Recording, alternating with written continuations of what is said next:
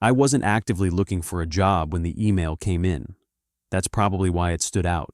No subject line, no company branding, just a short message asking if I was available for contracted security work with immediate placement.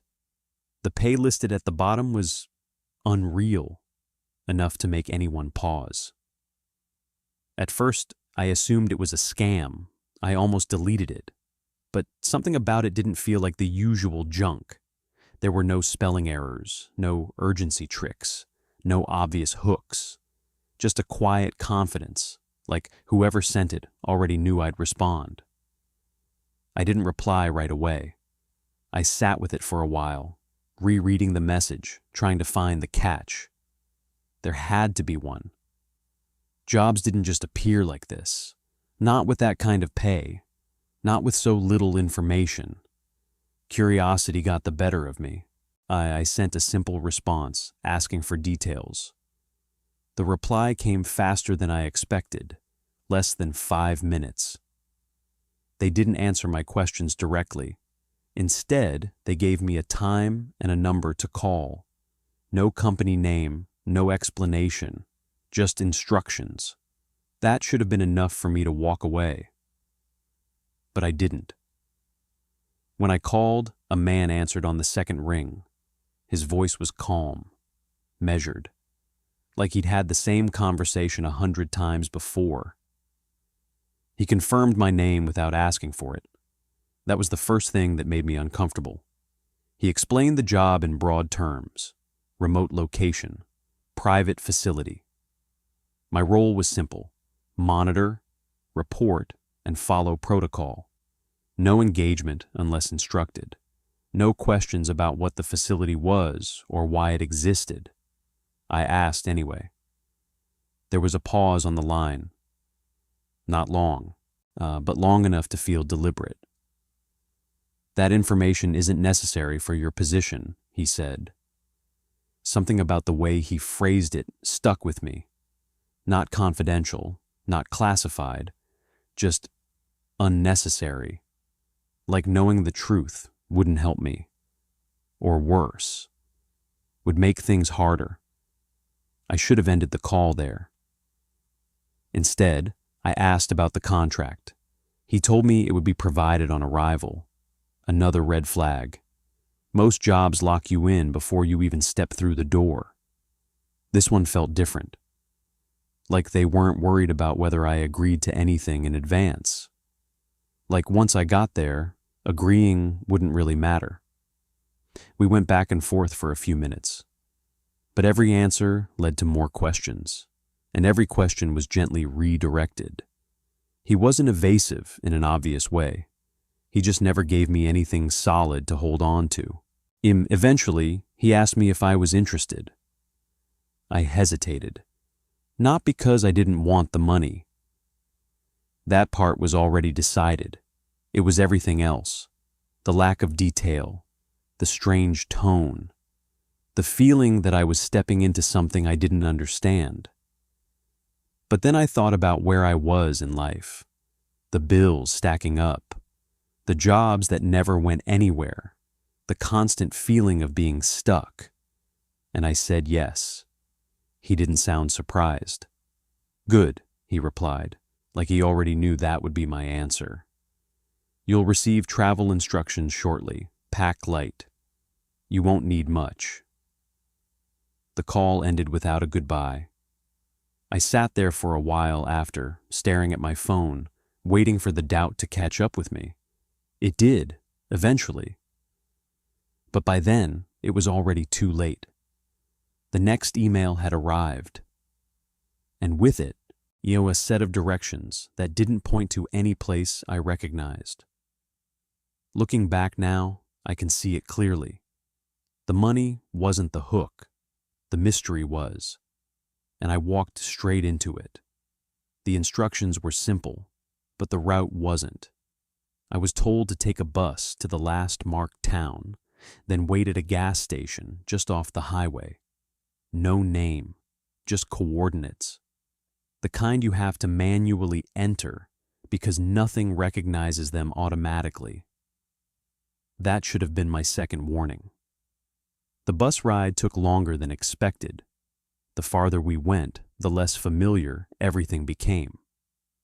Towns got smaller, roads got narrower, and eventually, even the signal bars on my phone started disappearing one by one. By the time I reached the final stop, I was completely offline. The gas station looked like it had been forgotten.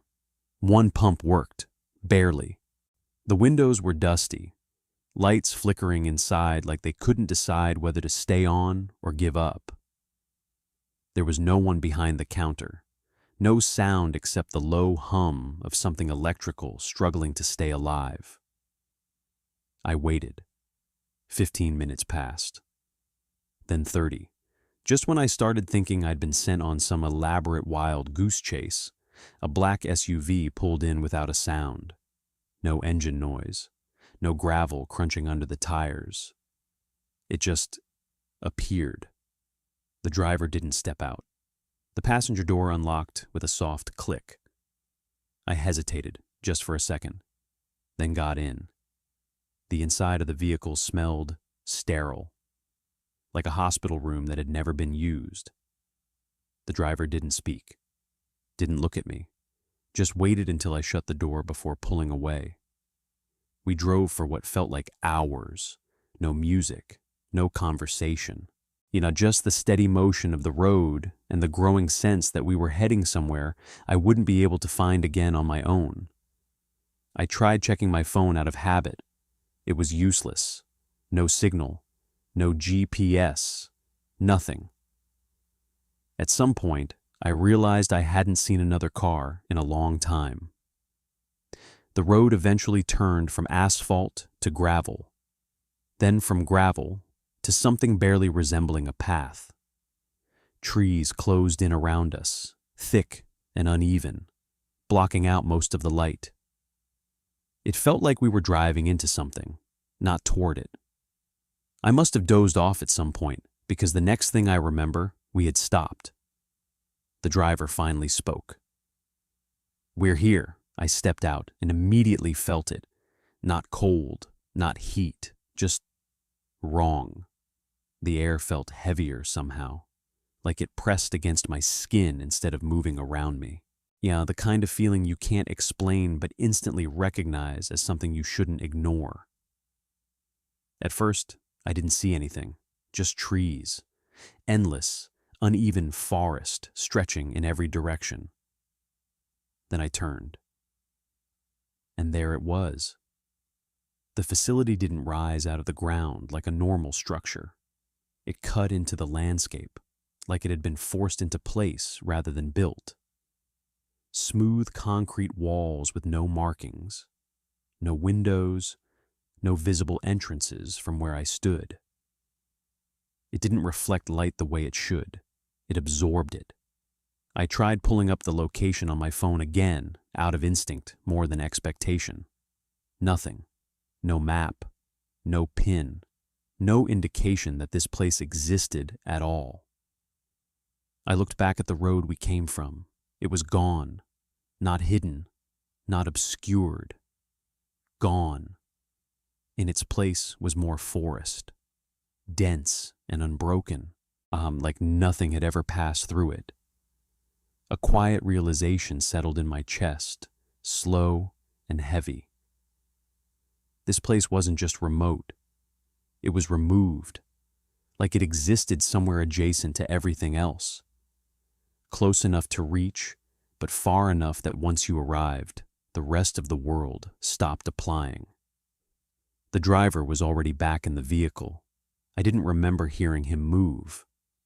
Before I could say anything, the door shut, and the SUV pulled away, disappearing between the trees without leaving a trace behind. I stood there alone, staring at the structure in front of me. No signs, no guards, no indication that anyone was even inside. Just that same heavy silence pressing in from all sides. For a moment, I considered turning around, walking into the trees and trying to find my way back to something familiar. but deep down, I already knew. Yet there was no going back the way I came, and whatever this place was, it had been waiting for me.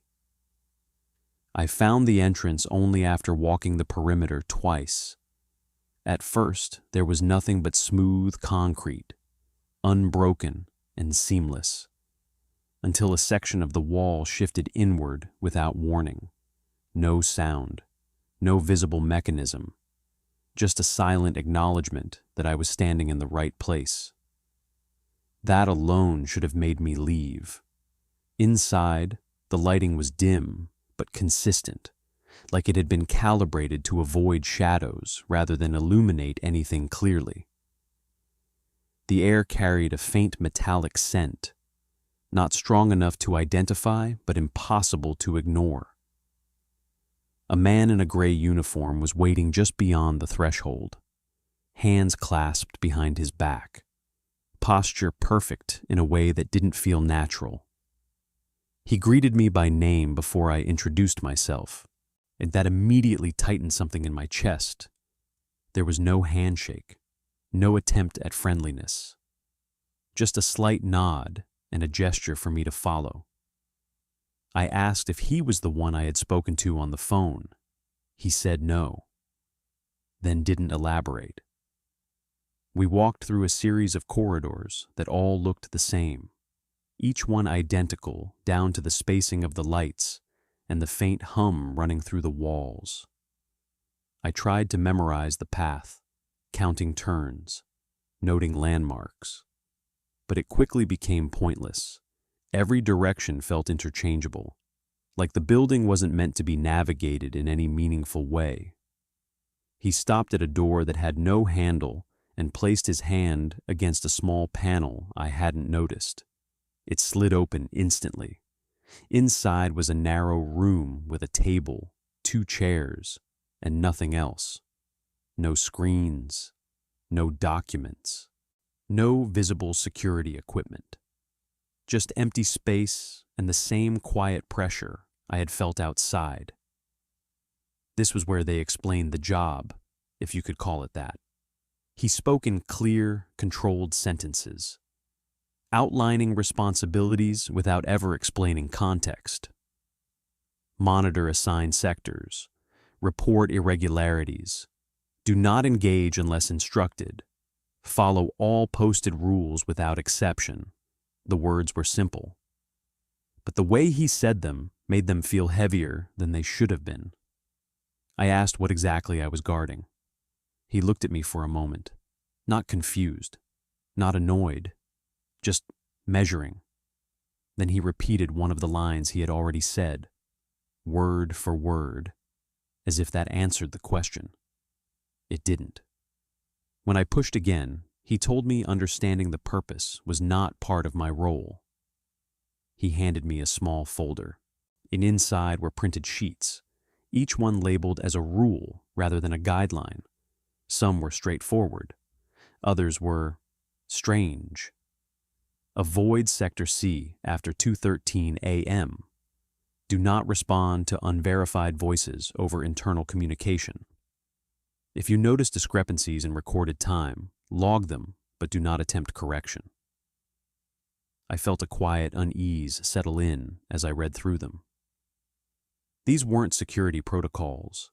They were warnings, not about people trying to get in, but about something already inside. When I looked up to ask about that, he was watching me in the same calm, distant way, like he was waiting to see which rules I would take seriously. Before I could speak, he took the folder back and told me I would receive a copy in my quarters. That word caught my attention. Quarters, not room, not office. It implied something longer than a shift, something closer to staying than working. When I asked how long I would be here, he gave me the first direct answer since I arrived. He said, "Until you're no longer needed." The way he said it wasn't threatening, but it wasn't reassuring either. It felt final, like a condition I wouldn't have control over. He stepped aside and gestured for me to continue deeper into the facility. I hesitated, just long enough to consider walking back the way I came. But something in the silence behind me made that feel impossible. So I moved forward, holding on to the thought that whatever this place was, I could handle it. I didn't believe that for long. They didn't give me time to settle in. After orientation, I was taken straight to the control room and told my shift started immediately. No adjustment period, no walkthrough beyond the basics. Just a chair, a bank of monitors, and a reminder to follow the rules exactly as written. The room itself was small, enclosed, with no windows and only one door. The walls were the same smooth concrete as the rest of the facility. But here, the hum was louder, more concentrated. It wasn't constant either. It pulsed, faint but noticeable, like something deep within the structure was breathing. I sat down in front of the screens. There were 12 active camera feeds, each labeled with a sector number. Most of them showed empty hallways, identical to the ones I had walked through earlier. Clean, quiet, perfectly still. A few displayed larger rooms, storage areas maybe. But nothing moved, no people, no activity, just space. It should have felt easy. Instead, it felt wrong. The silence was the first thing I noticed, not the absence of sound, but the absence of variation. No distant footsteps, no doors opening or closing, not even the subtle background noise you'd expect in any occupied building. Just that low, rhythmic hum pressing into everything. I checked the time. 1:12 a.m., still early enough that nothing unusual should have happened yet, at least according to the rules I had memorized on the way here. I leaned back slightly, trying to relax into the routine, but my eyes kept drifting across the monitors, searching for something to focus on. That's when I saw the first flicker. Sector B, camera 3. It lasted less than a second. The screen distorted, like static interference, then snapped back to normal. I stared at it for a few moments, waiting to see if it would happen again. It didn't. I told myself it was nothing. Old system maybe, faulty connection. Still, I made a note of it. Minutes passed, then more. The longer I sat there, the more the room seemed to close in. Not physically, but mentally. The kind of pressure that builds when there's too much quiet, too much stillness. My thoughts started filling the space the sound should have occupied. At 1:47, another flicker, different screen this time. Sector D. Again, less than a second, but this time I thought I saw something shift just before the image corrected itself. Not a clear movement, just something that didn't match the frame before it. I leaned forward, focusing harder. Nothing. The hallway was empty. I checked the playback controls, thinking maybe I could rewind the feed. But there wasn't an option for it. Everything was live. No recordings. No way to review what had already happened. That didn't sit right with me. Security without records didn't make sense. I glanced at the door behind me, half expecting someone to walk in and explain it. It stayed closed, silent, unmoving. 2:05 a.m. I felt it before I noticed it. A slight change in the air. The hum shifted, just enough to register. Not louder, not quieter, just different. Like a note being held slightly off key. I sat up straighter, eyes moving across the screens again. Everything looked the same, but it didn't feel the same. I checked the time again. 2:12 a.m. My stomach tightened. 1 minute. I didn't know why that mattered yet. Not fully.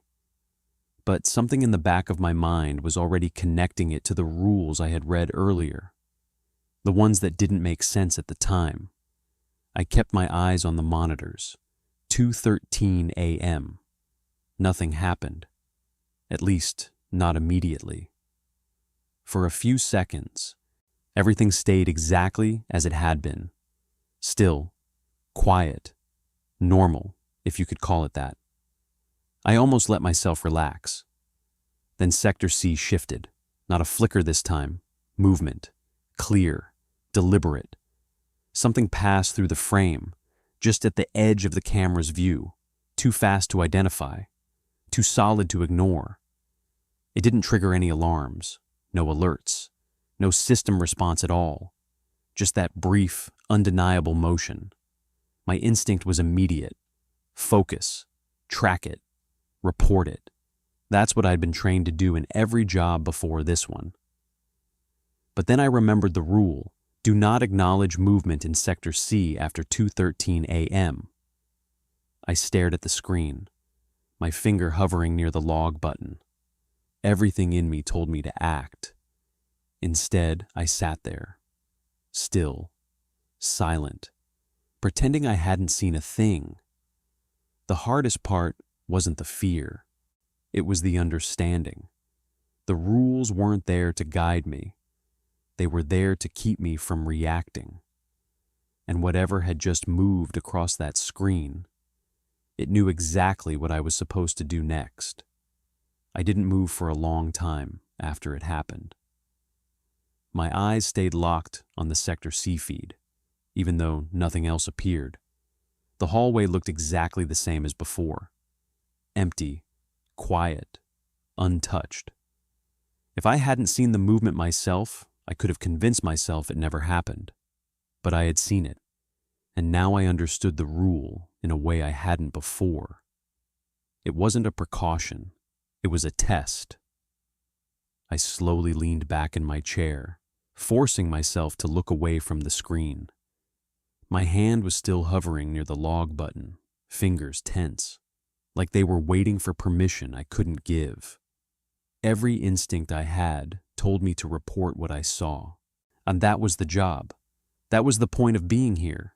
But the rule said otherwise, and something about this place made it very clear that breaking a rule wasn't just a mistake. It was a choice with consequences. I checked the time again. 2:16 a.m. 3 minutes had passed since the movement, but it didn't feel like it. Time felt stretched, like those few seconds had lasted longer than they should have. I glanced back at Sector C, half expecting to see something waiting there for me. There was nothing. Still, I couldn't shake the feeling that I was being watched. Not through the cameras, through something else. I shifted in my seat, suddenly aware of how exposed I was. The control room had no windows, no visible cameras inside it. But that didn't mean anything here. If this place could hide from maps, it could hide anything. The hum in the walls changed again. Subtle, but noticeable.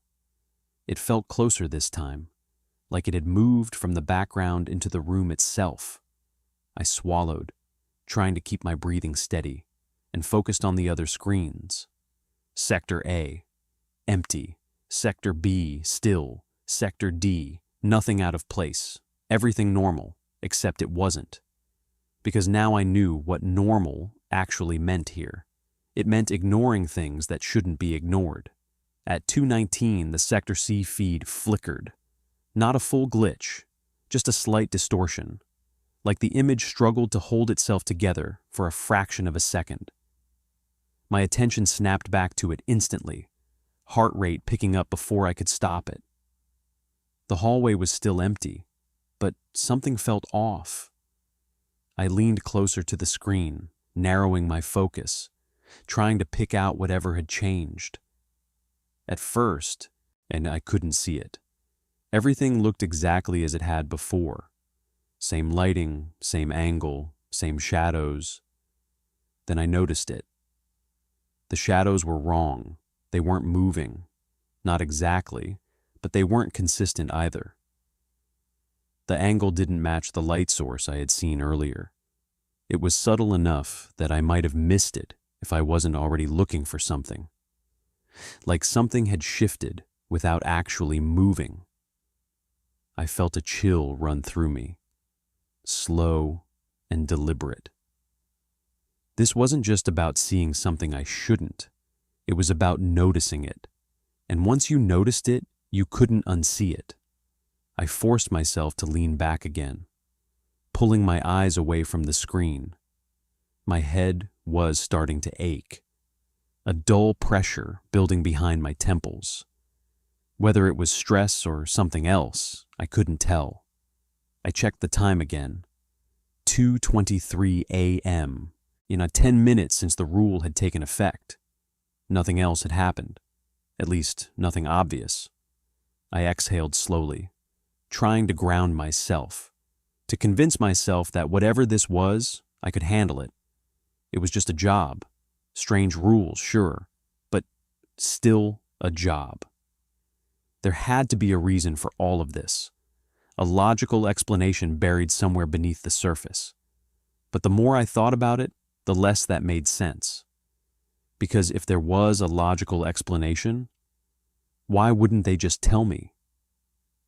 A soft sound pulled my attention away from my thoughts, not from the monitors, from behind me. I froze. It wasn't loud, barely even a noise, really, just a faint shift, like something brushing lightly against the door. I turned slowly in my chair, every movement deliberate, controlled. The door was still closed. Nothing moved. I held my breath, listening. Silence. For a second, I considered getting up, checking the hallway, making sure there wasn't someone or something standing just out of view. Then I remembered another rule. Do not open the control room door during active shift unless instructed. My eyes lingered on the handle, still, waiting. Whatever had made that sound didn't try again, or maybe it didn't need to. I turned back to the monitors, my focus sharper now, my nerves stretched thin. Sector C was still empty, but I couldn't shake the feeling that something had changed, not in the hallway, in me. Because now I understood something I hadn't before. The rules weren't there to protect the facility. They were there to protect me from interacting with it, and the moment I broke one, it would notice. It started subtle enough that I almost ignored it. A faint sound, and somewhere beneath the hum. At first, I thought it was part of the building. Pipes, wiring, something mechanical shifting behind the walls. That would have made sense. Everything here felt old in a way that wasn't visible, like it had been running far longer than it should have. But this wasn't mechanical. It had rhythm. I sat still, listening carefully, letting the silence settle around it. The hum continued as always, steady and low, but underneath it, something else moved. Faint, uneven, almost like someone whispering through a wall too thick to understand. I turned my head slightly, trying to pinpoint where it was coming from. Left wall. No. Behind me. No. Everywhere. That was the first thing that didn't make sense. Sound shouldn't work like that. I stood up slowly, careful not to make unnecessary noise, like somehow that would help me hear better. The room felt smaller now, tighter, like the walls had inched closer without me noticing. I took a step toward the door, then stopped. The voices, if that's what they were, became clearer for a second. Not words. Not exactly. More like fragments. Pieces of something that should have formed sentences but didn't quite connect. I caught syllables here and there. Tones rising and falling. Overlapping just enough to create the illusion of meaning without ever giving it. It sounded like multiple people speaking at once, or one voice trying to be many. I swallowed, my throat suddenly dry. "Hello?" I said, before I could stop myself. The sound cut off instantly, not faded, not weakened, gone, like it had never been there at all. I froze, my eyes drifting slowly across the room, half expecting something to change the moment I acknowledged it. The monitors behind me continued their silent watch, unaffected. The door remained closed. The hum returned to being the only thing filling the space. I waited. Nothing came back. A nervous laugh almost slipped out, but I caught it before it did. This wasn't the kind of place where you laughed things off. Not anymore. I walked back to my chair and sat down, forcing myself to focus on the screens again. Sector A, empty. Sector B, still. Sector C, unchanged. Everything exactly as it should be. But I couldn't shake the feeling that I had made a mistake. Not a big one, just enough. I leaned back slightly, trying to relax, but my body wouldn't cooperate. Every muscle felt tense, ready for something I couldn't define. My ears strained against the silence, then almost waiting for the voices to come back. And they did, softer this time, closer. I didn't move, didn't speak, just listened. The fragments were clearer now, but not in a way that helped. If anything, it made it worse. I could hear patterns forming, repeated sounds that almost felt intentional. Like something was trying to communicate but didn't understand how, or didn't need to. A phrase, if you could call it that, repeated faintly beneath the others. Same rhythm, same spacing, over and over again. I couldn't understand it, but I felt like I should. That was the part that unsettled me the most. The familiarity. Like hearing a language you don't speak, but somehow recognize. I pressed my hands lightly against the desk, grounding myself, focusing on something physical. The voices continued for a few more seconds, then shifted, growing uneven again, dissolving back into that chaotic mix of almost words and broken sounds. Then, just like before, they stopped. Complete silence. I exhaled slowly, not realizing I'd been holding my breath. This time, I didn't say anything, didn't acknowledge it. I just sat there, staring at the monitors, pretending everything was normal. Because that's what the rules wanted. Not awareness, compliance, and whatever was behind those walls. It had reacted when I spoke, which meant it heard me, and now, whether I wanted it to or not, it knew I was listening. I didn't leave the control room immediately after the voices stopped. Part of me wanted to stay there, keep watching the monitors, pretend the rest of the facility didn't exist beyond those screens. But another part, the same part that made me accept this job, kept pushing me to move and to check, to understand. That part won. I grabbed the access card they had given me during orientation and stepped out into the hallway. The moment the door closed behind me, the silence felt different. Inside the control room, it had been contained, controlled. Out here, it stretched. It filled the space in a way that made every small sound feel amplified. My footsteps echoed more than they should have, even though the floor was smooth and solid. I started walking, following the route I remembered from earlier. Left, straight, right. Or at least I thought it was right. The corridors all looked the same. But something about them felt slightly off. Not enough to notice immediately, but enough that I couldn't shake the feeling I had taken a wrong turn somewhere along the way. I slowed my pace, scanning the walls, the corners, looking for anything familiar. That's when I saw him. He was standing at the end of the hallway, just past a bend in the corridor. A man, gray uniform, same as the one from orientation. For a second, I felt a wave of relief. Finally, someone else. Someone who could explain what was happening. I walked toward him, my steps quickening slightly. "Hey," I called out. He didn't respond right away. He just stood there, facing me, completely still. As I got closer, I noticed something about the way he held himself.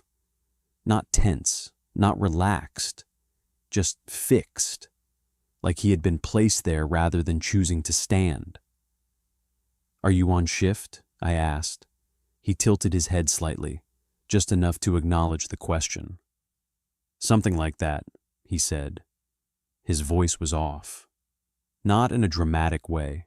It sounded normal at first, but there was a delay to it, like the words were being chosen after the sentence had already started. Subtle, but enough to make my stomach tighten. "I didn't see you on the schedule," I said.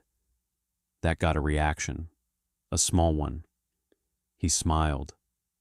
It wasn't a friendly smile.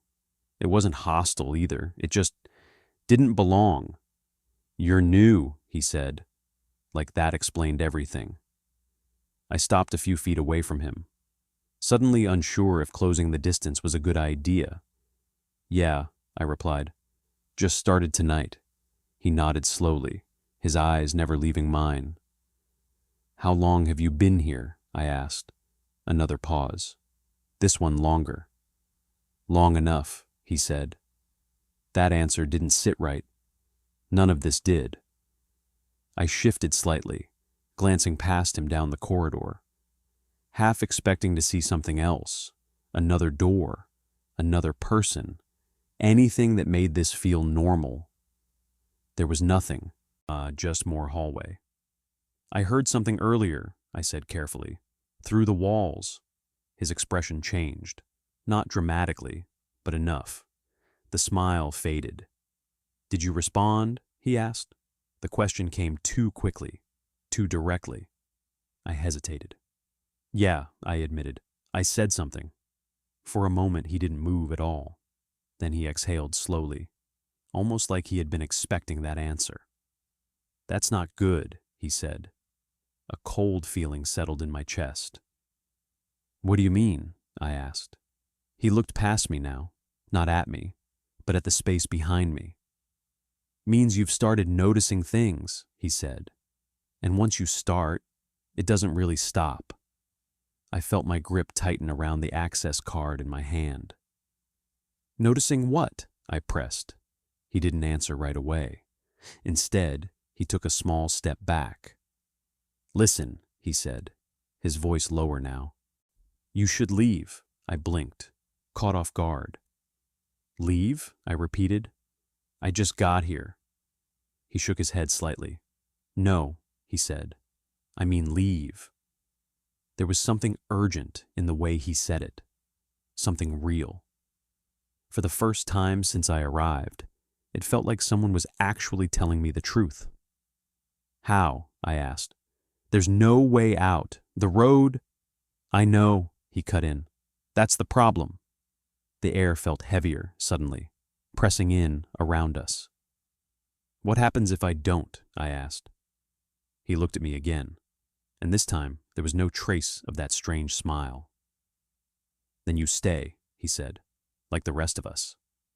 The way he said it made my chest tighten. "The rest of us?" I echoed. He opened his mouth to respond. And then he was gone, not walking away, not turning a corner. Gone. 1 second he was there. The next, the hallway was empty. I froze, my brain struggling to process what I had just seen. I stepped forward quickly, reaching the spot where he had been standing. Nothing. No door. No opening. No place he could have gone. Just smooth walls and silence. I turned in a slow circle, scanning every direction. Empty. My heart was racing now, faster than I could control. "That's not possible," I muttered under my breath. But the words didn't feel convincing, because deep down I knew. Nothing about this place followed what was possible. It took me longer than I want to admit to find my way back to the control room. Not because the distance was far, but because the corridors didn't behave the way they should have. Turns led to places I didn't recognize. Walls looked the same but felt different. I had to rely on instinct more than memory. And even that felt unreliable. When I finally reached the door, I didn't hesitate. I swiped the card and stepped inside, closing it quickly behind me like something might follow. The moment I was back in the chair, surrounded by the monitors, I felt a thin layer of control return. Not safety, just something familiar enough to hold on to. I immediately focused on the screens. Everything looked normal, too normal. Sector A, B, C, D, all unchanged. No movement, no signs of anything out of place. It was like the last hour hadn't happened at all, but I knew better now. I leaned forward, scanning each feed more carefully, paying attention to details I would have ignored before. Corners, shadows, depth, anything that didn't align. That's when I noticed the timestamps. Each screen had a small digital clock in the corner. I hadn't paid much attention to them before, assuming they were synced. They weren't. Sector A read 2:41, Sector B read 2:39, Sector C 2:36. I frowned, leaning closer. That didn't make sense. They should have been identical. At most, maybe a second off, not minutes. I checked my watch. 2:43. A slow unease crept in. Either the system was malfunctioning, or time wasn't consistent across the feeds. I stared at Sector C again, my stomach tightening. 2:36, 7 minutes behind. 7 minutes where anything could happen without me seeing it in real time. Or worse, 7 minutes ahead. I shook my head slightly, trying to push that thought away. No, that wasn't possible. Time didn't work like that, right?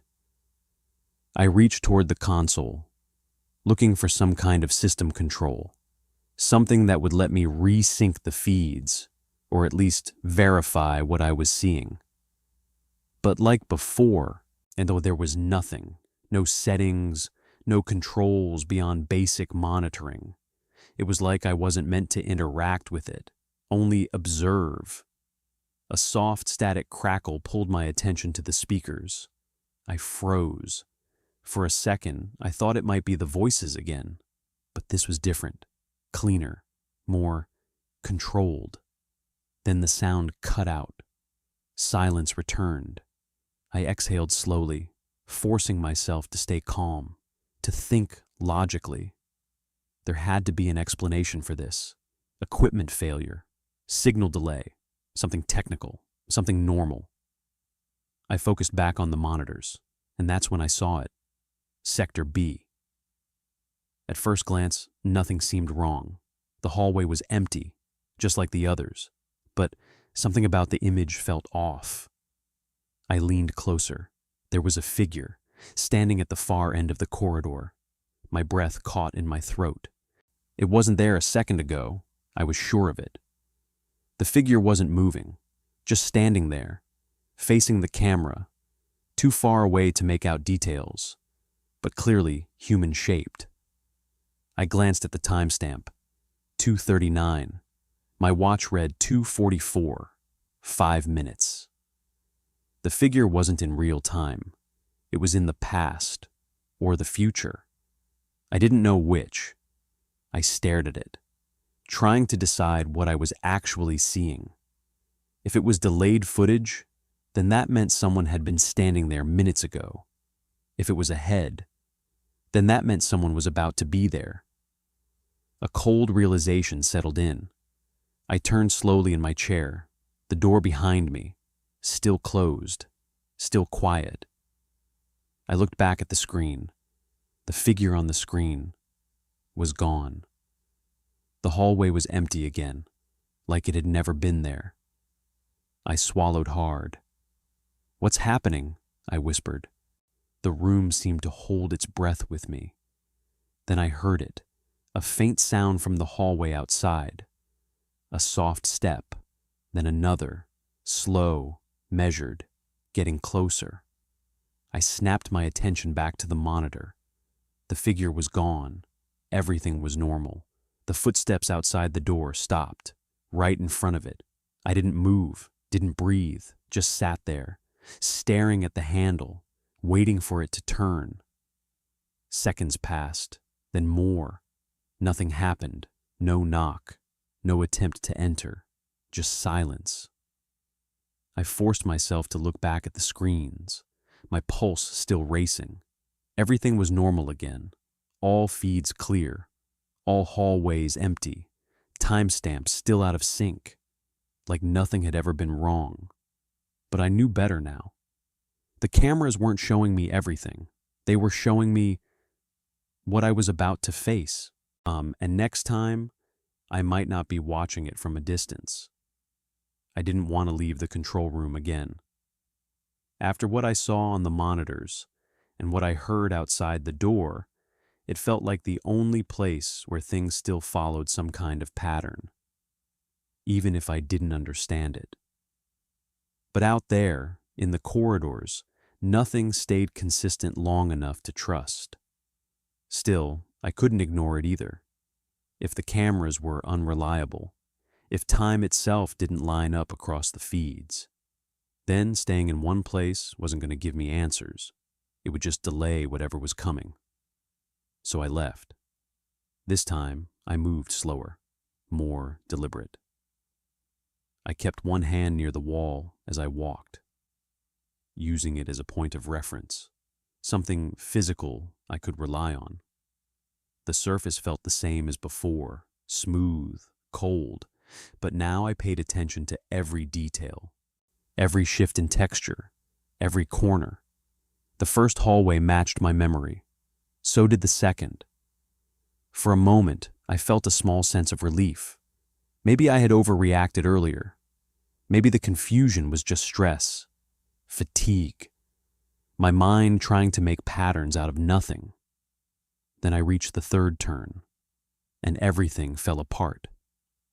There should have been a door on the left, I was sure of it. A plain, unmarked door, set slightly deeper into the wall than the others. I remembered noticing it during orientation because it didn't have a visible panel or handle. It stood out. Now, it wasn't there. I stopped, staring at the wall where it should have been. Nothing. Just the same uninterrupted concrete, stretching cleanly from one end of the corridor to the other. I stepped closer, running my hand along the surface, half expecting to feel a seam or an edge, something that suggested the door was still there, just hidden. There was nothing, no indentation, no difference in material. It was as if the door had never existed. A tight pressure built in my chest. "Okay," I muttered under my breath. "Wrong turn." That had to be it. I turned around, retracing my steps carefully, counting each one this time, back to the previous intersection, right instead of left. This corridor looked familiar too, same lights, same spacing, same hum in the walls. I walked a little faster now, eager to prove to myself that things were still normal, that I just needed to adjust my path. Then I saw it, the same corridor, not similar, the same. I stopped abruptly, the angle of the lights, the faint scuff mark near the base of the wall, the slight discoloration in one of the panels. I recognized all of it. I had just come from here. That wasn't possible. I hadn't turned around. I hadn't doubled back. And yet, there I was. I spun slowly, looking behind me. The hallway stretched out exactly the way I expected it to. No loops, no visible tricks, just a straight path in both directions. But my sense of direction told me something else entirely. I wasn't moving through the facility. I was being redirected inside it. A cold realization settled in. This place didn't just hide itself from the outside world. It didn't obey its own structure either. I took a cautious step forward, then another, testing the space, watching for any shift, any sign that the environment would change again. Nothing happened, at least not immediately. I kept walking, one step at a time, trying to map it out in my head, even though I knew it was pointless. Then I noticed something new, a door, at the end of the corridor. It hadn't been there before. I was sure of it. It stood slightly ajar, just enough to reveal darkness beyond it. No light inside, no visible interior, just an opening that shouldn't have existed.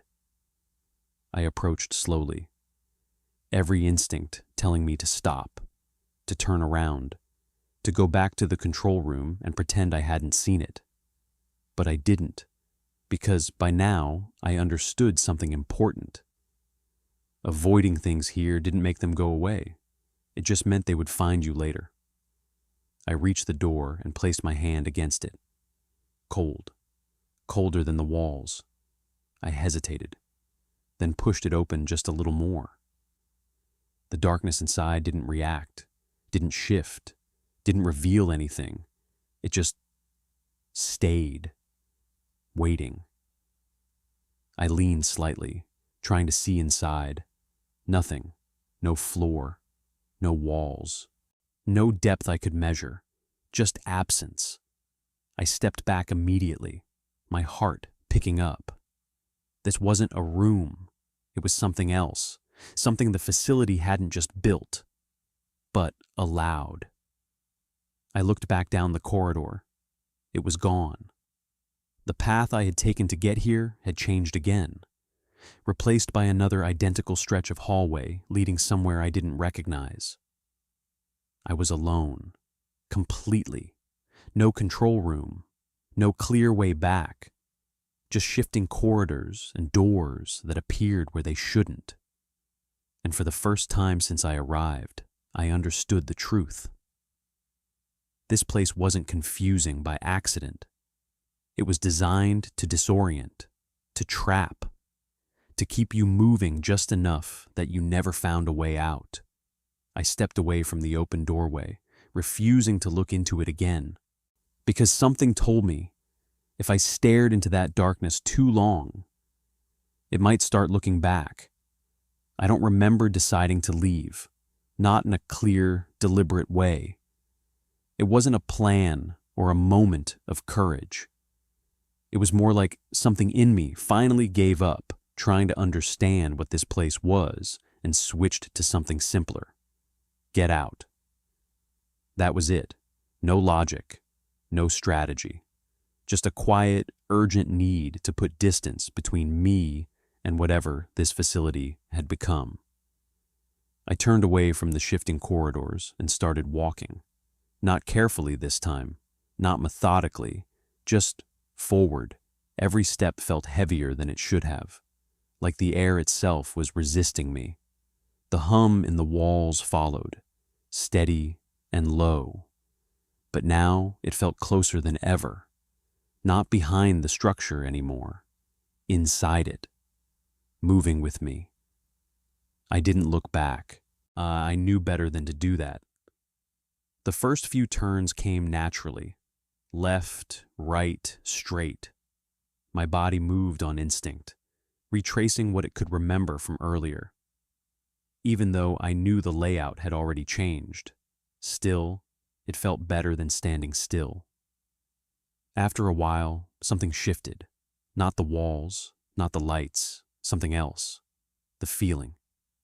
It was subtle at first, just a faint sense that the space around me had opened slightly. The air felt less dense, the silence less absolute. I slowed my pace, scanning the corridor ahead. There was a door, different from the others, wider, outlined faintly, like it hadn't fully decided to exist yet. I approached it cautiously, my pulse quickening. If there was an exit, this had to be it. I reached out and pushed. The door opened without resistance.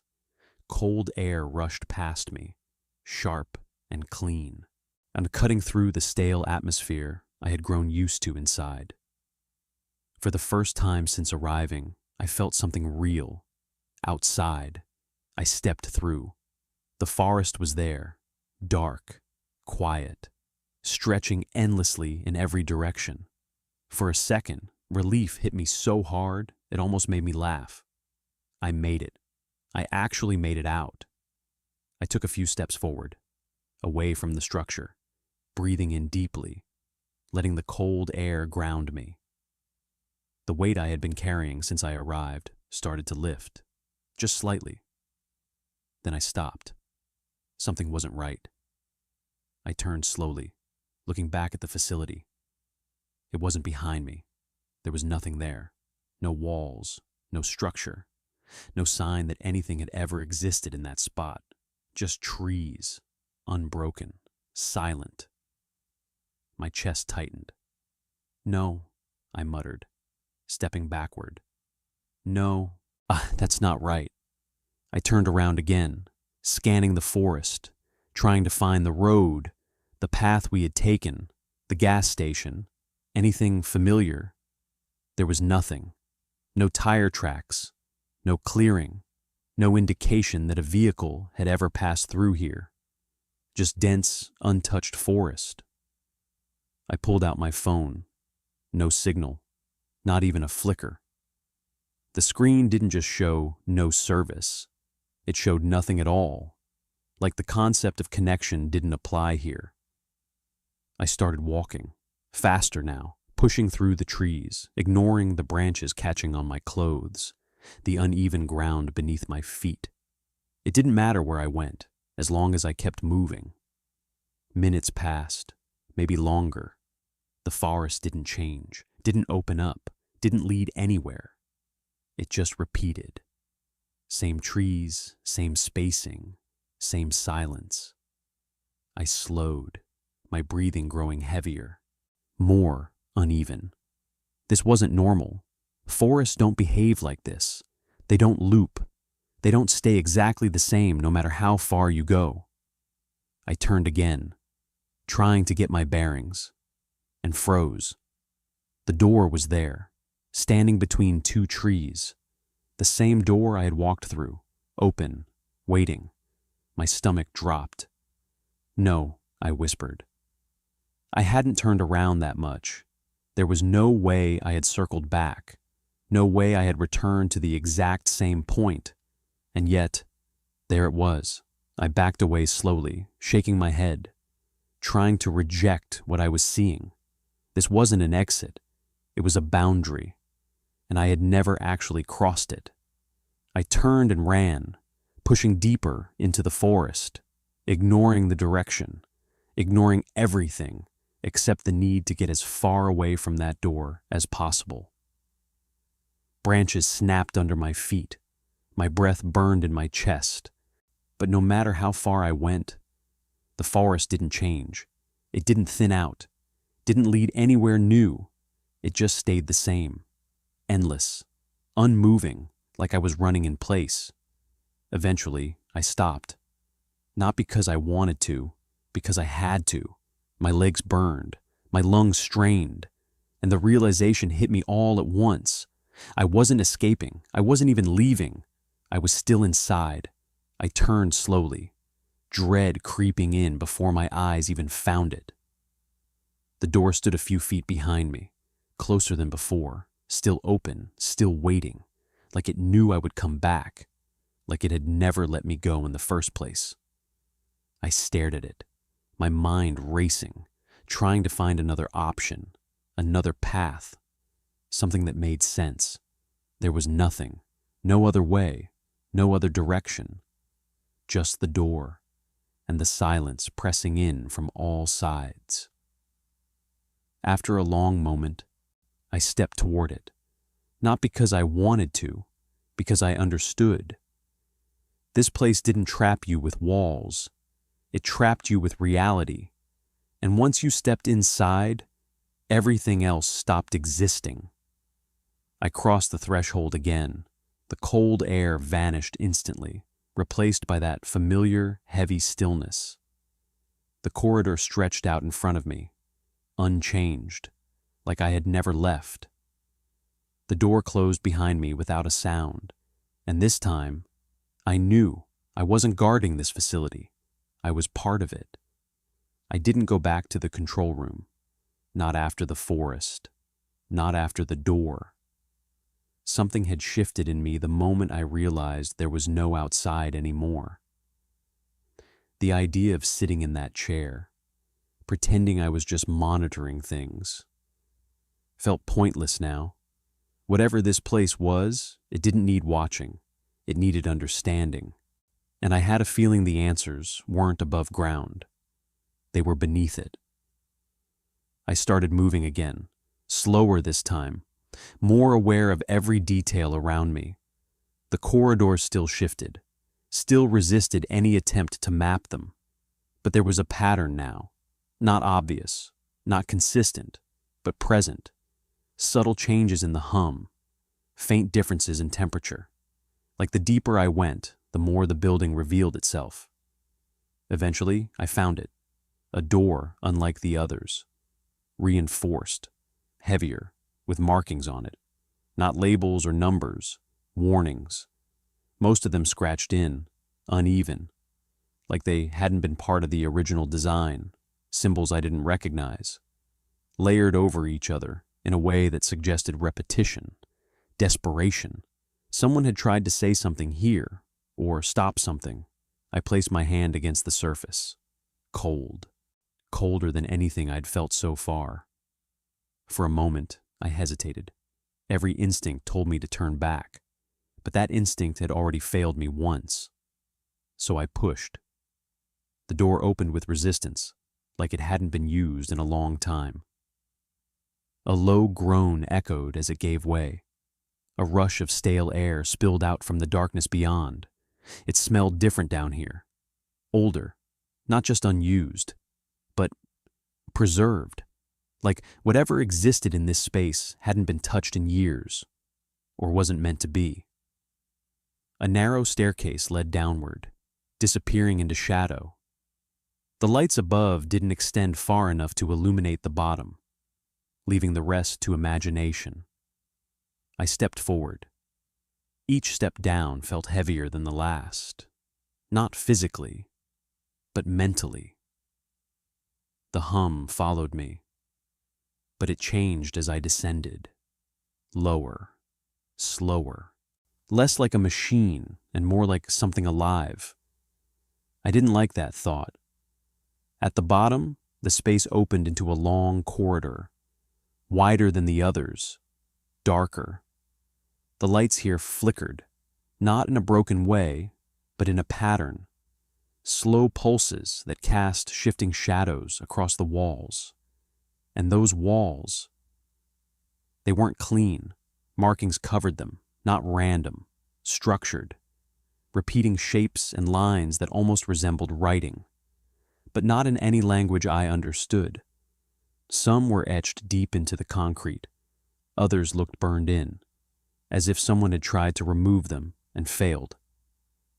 I moved slowly, my eyes scanning everything. Doors lined both sides of the corridor, thick, reinforced, each one with a small viewing panel. Most were dark, empty, or at least they looked empty. I approached the first one, peering through the glass. Nothing. Just a blank room, illuminated by a faint overhead light. No furniture, no objects, no purpose. I moved to the next. Same thing. Empty. Then the third. Something changed. At first, I thought it was just the lighting, the way the shadows fell across the floor. But the longer I looked, the more it felt like the space inside wasn't still. Not moving exactly, but not fixed either. Like the room itself was unstable. I stepped back, my heart rate picking up. "What is this place?" I whispered. The question felt pointless the moment I said it, because I already knew. This wasn't storage. It wasn't containment in the way I understood it. It was something else, something deeper. I kept moving, Further down the corridor, more doors, more empty rooms, until I reached the last one. It was different. No window, no markings, just a solid and seamless surface, and yet I could feel something behind it. Not hear, not see, feel a pressure, subtle but undeniable, like standing too close to something that didn't want to be noticed. I stepped closer, my hand hovering just inches from the door. The hum stopped. Completely. For the first time since I arrived, there was no sound at all, just silence, pure and absolute. Then something reacted, not loudly, not violently, just enough, a shift on the other side. My breath caught. I didn't move, didn't touch the door. But whatever was behind it, it knew I was there. The pressure intensified slightly, pressing outward, like something testing the boundary between us. I took a slow step back, then another. The hum returned, faint at first, then steady again, filling the space like it had never left. But I knew better. This wasn't a facility built to keep things secure. It was built to keep something contained, something that didn't follow the same rules as everything else, something that responded to presence, to attention, to awareness. And the deeper I went, the more I felt like I wasn't just exploring it. I was being shown, led, towards something I wasn't supposed to understand, but was already too close to ignore. I didn't remember walking back up. One moment I was standing in front of that door, feeling something on the other side acknowledge me. And the next, I was in a corridor I recognized. Not clearly, not perfectly, but enough to know I wasn't in the lower levels anymore. That should have unsettled me more than it did. But by now, the rules of movement in this place didn't apply the way they should have. You didn't always go where you walked, and sometimes you just arrived. The hum had returned to its usual tone, steady and distant. The walls looked cleaner here, less marked, like whatever existed below hadn't fully reached this level.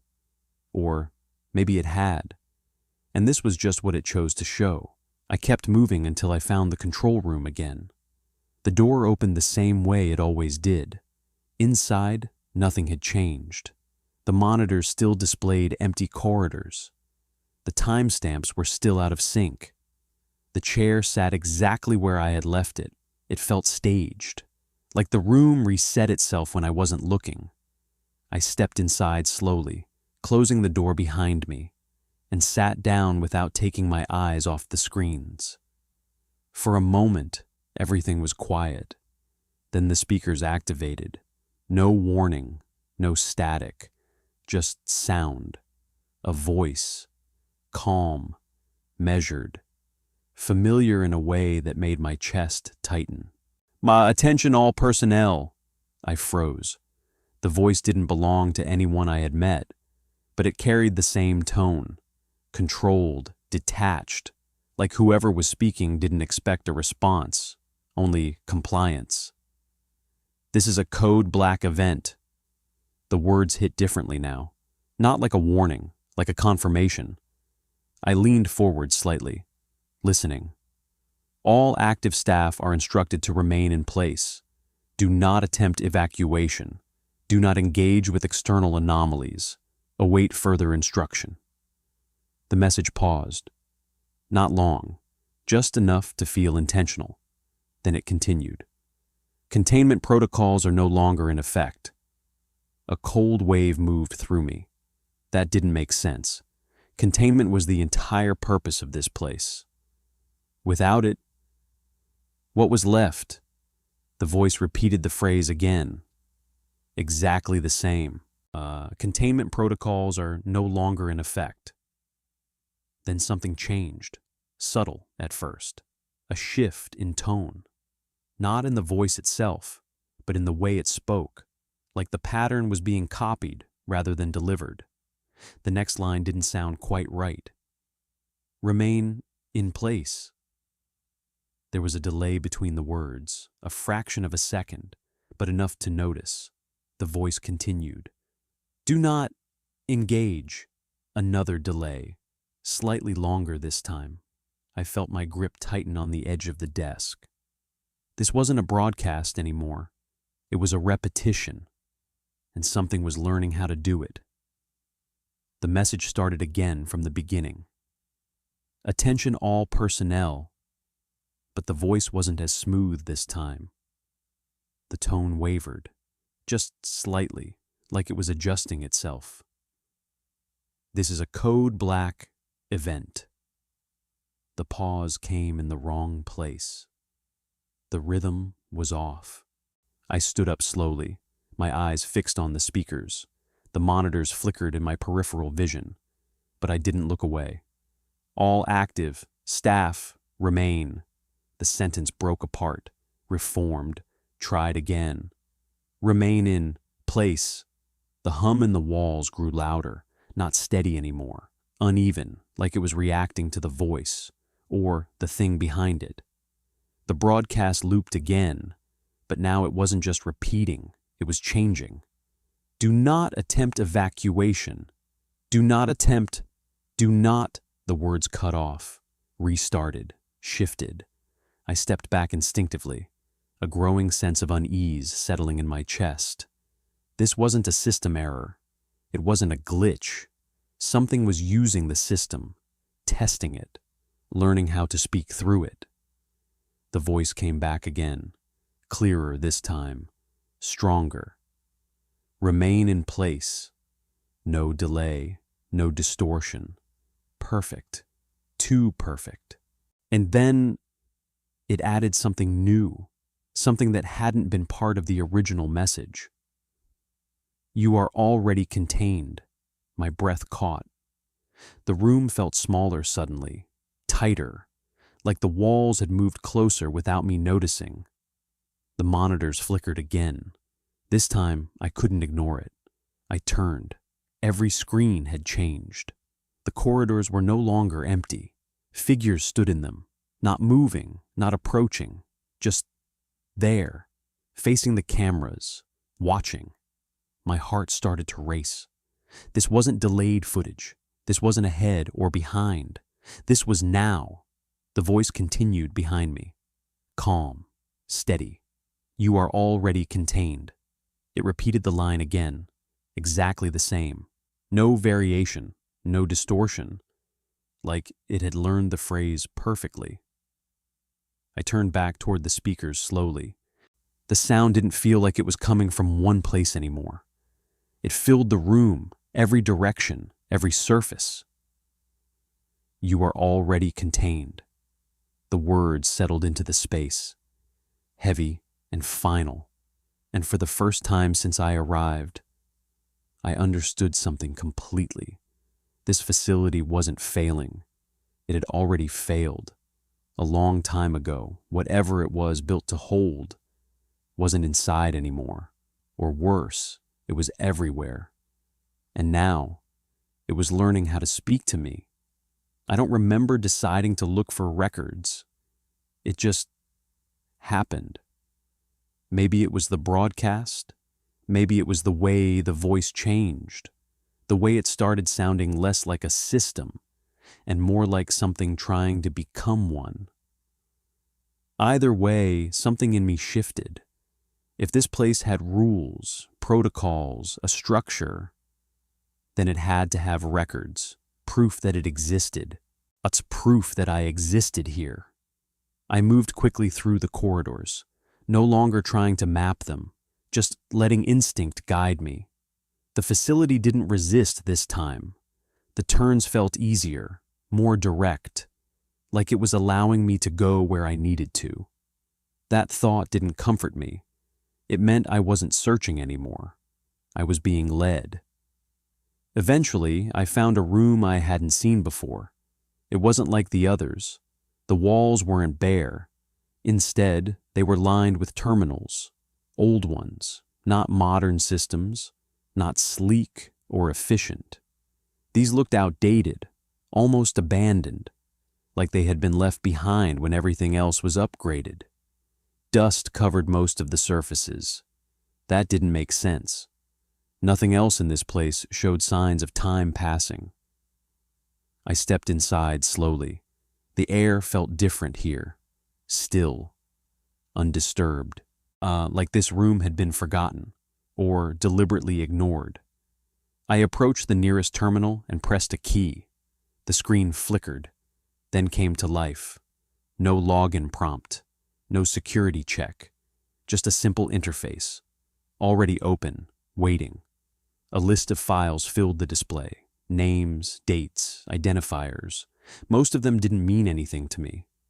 Until I saw mine. I froze. My name sat halfway down the list. Clear, undeniable. I moved closer, my pulse quickening. That didn't make sense. I had just arrived. There shouldn't have been a record yet. I selected it. The file opened instantly. No delay. No loading. Like it had been accessed before. The contents were minimal. Name, assignment, status. But the details were wrong. The assignment date, it wasn't today. It wasn't even recent. It was months ago. I felt my chest tighten. No, I muttered, shaking my head. That's not right. I had never been here before. I would remember that, wouldn't I? I scrolled further down. There were logs, short entries, routine notes. But they weren't written by me. At least, I didn't think they were. The tone felt familiar. The phrasing, the way certain words were used. It was close enough to feel like my own thoughts, but distant enough to feel wrong. I read one of the entries. Noticed irregularity in Sector C, did not respond. My breath caught. I had done that just hours ago. But this log, it was dated weeks earlier. I scrolled faster now, my hands starting to shake. More entries, more notes, each one describing things I had experienced. The voices, the shifting corridors, the feeling of being watched. All of it, recorded, repeated, over and over again, like a cycle, like this wasn't the first time, or the second. I reached the bottom of the file. The final entry sat there, waiting. No date, no timestamp, just a single line. You will understand soon. I stepped back from the terminal, my heart pounding. This wasn't possible. I hadn't been here before. I hadn't written this. But the evidence was right in front of me. I turned to the other terminals, scanning the room more carefully now. There were more files, hundreds, maybe thousands, different names, different assignments, all following the same pattern, all ending the same way. No exit, no conclusion, just continuation. I stumbled back slightly, my mind struggling to process it. This isn't real, I whispered. But the words felt empty, because deep down, I knew it was. I looked back at my file, at the entries, at the way they mirrored everything I had just experienced, and a thought formed, slow, unavoidable. What if I hadn't just arrived here? What if I had been here this whole time, and something was resetting me, reusing me? The idea made my stomach turn, because if that was true, then this wasn't a job. It wasn't even a place.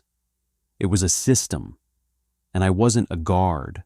I was part of it, something inside it, something that kept repeating until it got the outcome it wanted. I stared at the screen, my reflection faintly visible in the glass. For a moment, I didn't recognize myself, not fully, like I was looking at a version of me that had been here longer than I remembered. The lights flickered, the hum shifted, and the terminal screen changed. My file closed on its own, replaced by a new entry, blank, waiting, like it expected me to continue, as I didn't move, didn't touch the keyboard. But the realization settled in anyway. I wasn't just reading the records anymore. I was becoming one. And whatever this place was, it had already written most of my story.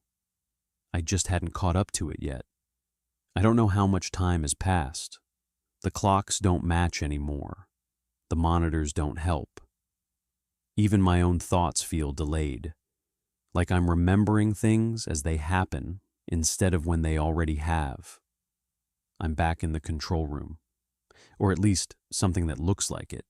The screens are still on, but they don't show corridors anymore, just shapes, movement that doesn't follow structure. Sometimes I think I see myself on them, sitting here, watching. I stop checking. The rules don't apply anymore. They haven't for a while. The door behind me opens and closes on its own. I hear footsteps sometimes, but I don't turn around anymore. I already know what happens when I acknowledge things. It notices faster. The voice still comes through the speakers. Clear now, perfect. It doesn't repeat instructions anymore. It just observes. Sometimes it uses my voice. That's when I stop listening. I tried leaving again. There was no forest this time, just the door, always the door.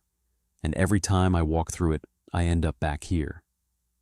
But slightly different. The chair moves, the screens change. The feeling stays. I found the records room again. My file is longer now. I didn't write the last entries, but I remember them. That's the worst part. I don't think I'm being reset anymore. I think I'm being continued, refined. Each loop, I notice more, understand more, and it gets closer, not physically, but in the way it thinks, in the way it uses the system, in the way it uses me. I can feel it now, even when it's not speaking, like it's waiting for something, for me to reach a point, a version of myself that finally understands completely. The hum just changed. That means it's starting again. If someone finds this, don't take the job. Don't follow the instructions. And if you ever see a place that doesn't exist on any map, don't try to find it, because once it knows you're looking, it will make sure you arrive. And when you do, you won't be guarding anything. You'll be part of it, just like me. I think I hear it coming closer now. Or maybe that's just me. It's hard to tell anymore. The screens just went dark. The door is open, and I already know I'm going to walk through it again.